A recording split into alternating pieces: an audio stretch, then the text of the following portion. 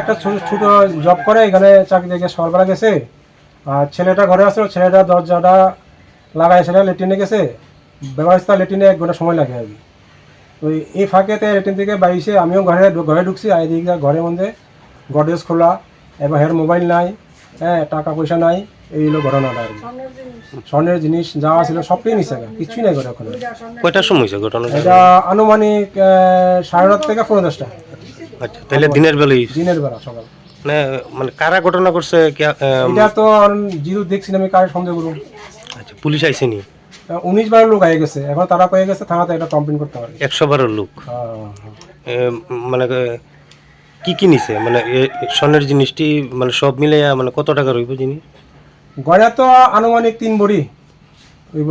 আর এটা যা যা বাজার মূল্য হয় আর কি। আর টাকা গড়ে অ্যাভারেজকে 40 থেকে 50,000 টাকা গড়ে আসছিল। আর মোবাইল কয়টা নিছে? মোবাইল একটা। এই ধরনের ঘটনা এই এলাকার মধ্যে হইছে না? আর এই মুহূর্তে দিনের বেলা এই ফার্স্ট ঘটনা হইল আর কি।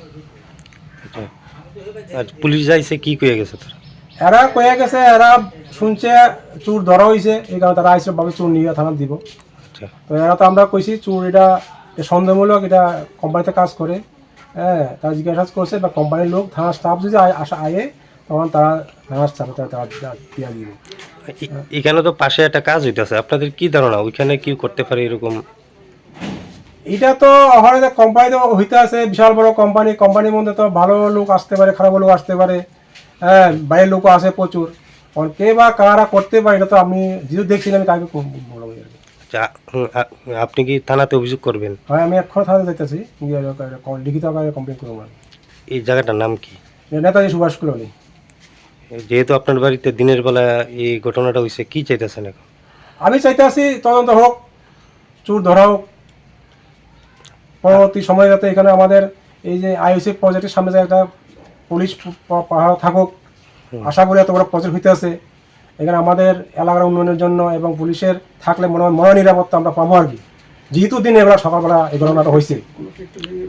হ্যাঁ, এখানেও পেট্রোলিং তো হয়ই না, কোনো পেট্রোলিং নাই। এত বড় কোম্পানি হইতে আছে, কোনো কিছু নাই প্রশাসনের দিক থেকে। আপনি কি করেন এমনিতে? আমি সাধারণ একজন কৃষক আর কি। আপনার নাম?